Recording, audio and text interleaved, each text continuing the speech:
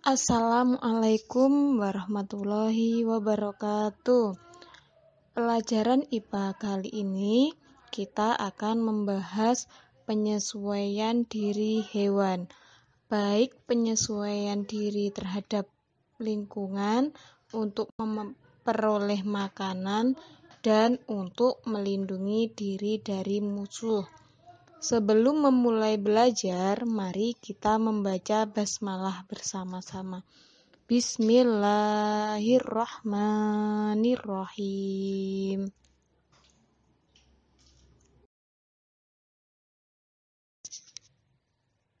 Tujuan pembelajaran hari ini adalah sebagai berikut.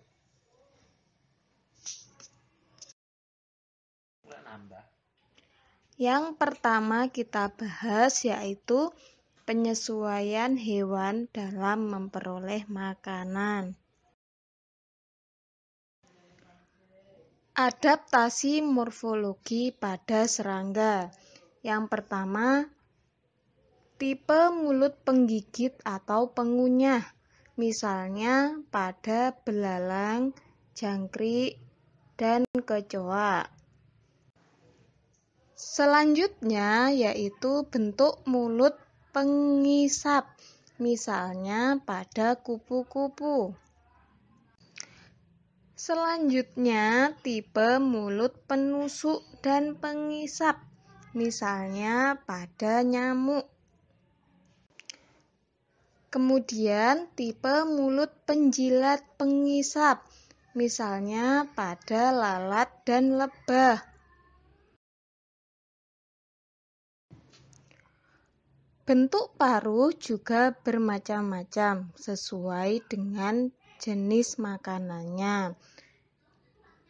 Jenis paruh pemakan ikan memiliki ciri paruh panjang berkantong besar bagian bawahnya. Contohnya pada burung pelikan dan burung bangau. Jenis paruh pemakan daging memiliki ciri paruh tajam, kuat, runcing, dan agak membengkok untuk mengoyak daging. Contohnya pada burung elang dan burung hantu. Jenis paruh pemakan biji memiliki ciri paruh pendek, tebal, dan runcing. Contohnya pada burung pipit. Selanjutnya yaitu paruh penghisap madu. Memiliki ciri paruh kecil, runcing, dan panjang. Contohnya pada burung kolibri.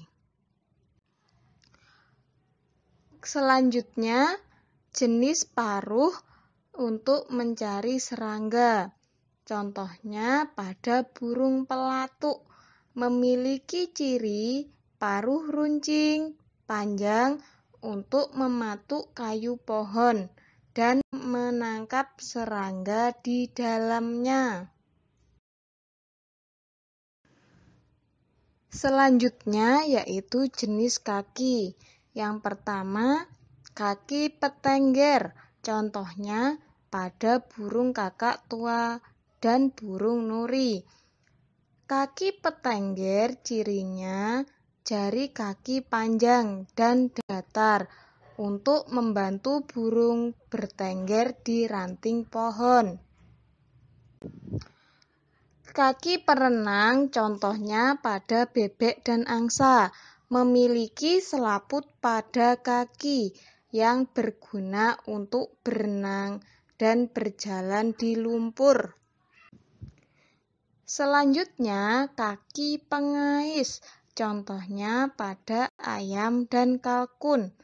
Cirinya memiliki 3 jari menghadap ke depan dan 1 tumbuh di belakang, berfungsi untuk mengais tanah dan mencari makanan. Selanjutnya yaitu kaki pemanjat, contohnya pada burung pelatuk. Kaki pemanjat terdiri atas 4 jari 2 di depan dan 2 di belakang, berfungsi untuk memudahkan memanjat.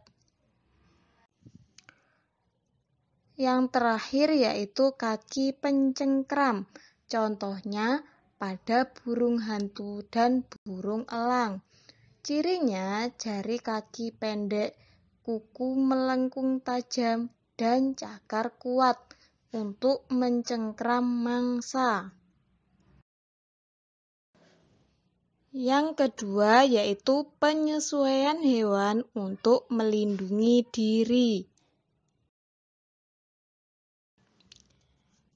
Hewan melindungi diri dengan sengat, bisa atau racun. Beberapa hewan memiliki sengat untuk melumpuhkan mangsanya. Contohnya ubur-ubur, kalajengking, dan lebah. Contoh hewan yang berbisa yaitu ular. Ular mengeluarkan bisa dari gigi taringnya. Hewan yang memiliki racun di tubuhnya biasanya memiliki warna yang mencolok. Contohnya katak beracun. Hewan memiliki tempurung atau cangkang keras. Hewan yang memiliki tempurung contohnya kura-kura dan penyu. Kura-kura dapat masuk ke dalam tempurung jika merasa terancam. Hewan yang memiliki cangkang antara lain siput, bekicot, dan umang-umang. Selanjutnya yaitu kamuflase. Kamuflase merupakan kemampuan hewan untuk menyamarkan atau menyeragamkan warna kulit dengan lingkungan sekitarnya. Contohnya pada ular hijau, katak, dan singa.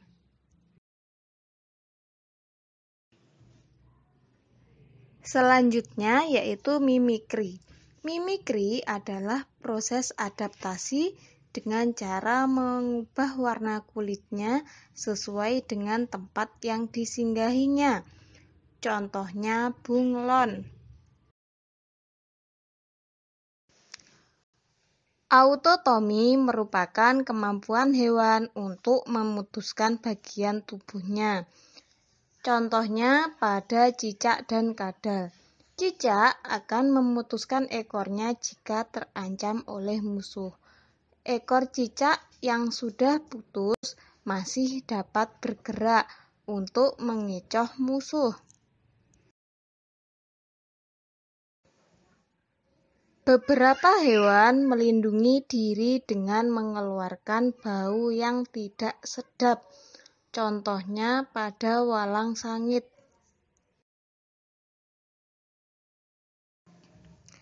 Selanjutnya terdapat hewan yang mempertahankan diri dengan hibernasi, yaitu hewan akan tidur dalam waktu yang lama.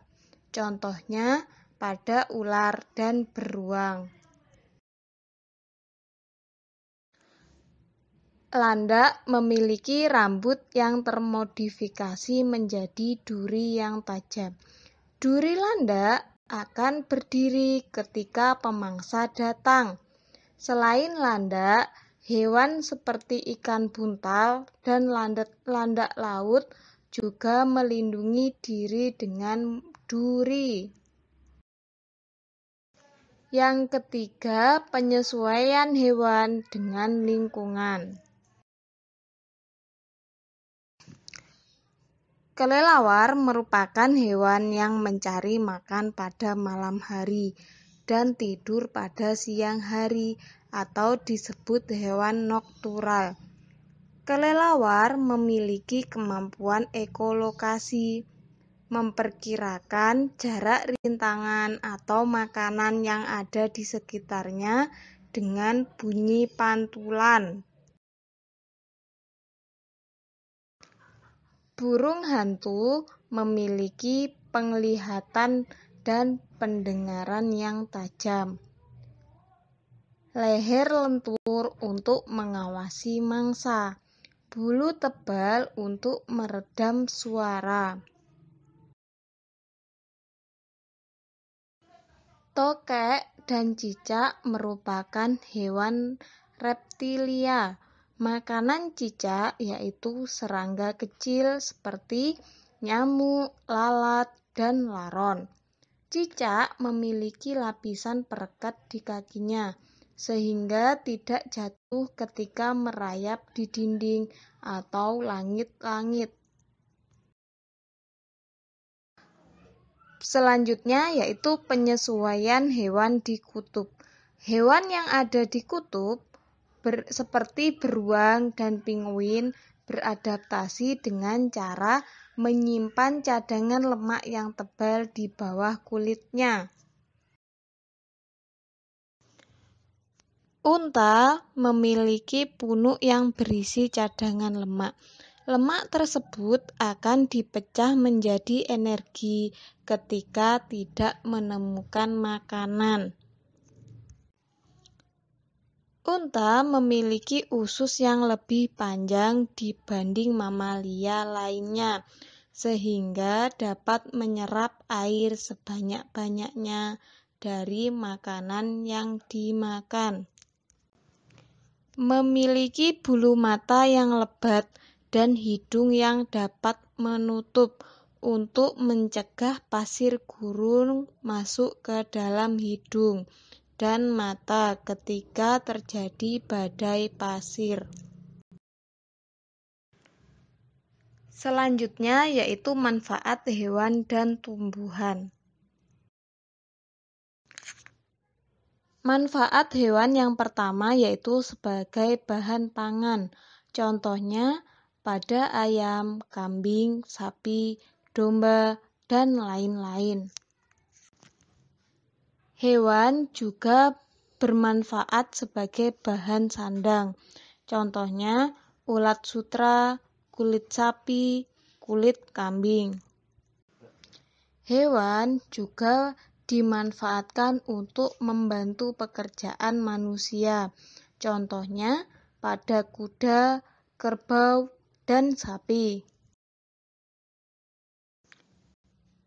Tumbuhan dapat dimanfaatkan sebagai bahan pangan, misalnya padi, jagung, ketela pohon, ubi, dan lain-lain. Tumbuhan dapat dimanfaatkan untuk membangun rumah, contohnya pohon jati. Tumbuhan juga dapat dimanfaatkan sebagai bahan pembuat kain, yaitu contohnya rami, serat, kayu tertentu. Tumbuhan juga bermanfaat sebagai bahan pembuat obat, misalnya sereh, jahe, temulawak, dan lain-lain. Tumbuhan juga sebagai penghasil oksigen dan penyerap karbon dioksida. Demikian penjelasan Bu Guru, semoga kalian paham dengan apa yang dijelaskan Bu Guru. Bu Guru akhiri, wassalamualaikum warahmatullahi wabarakatuh.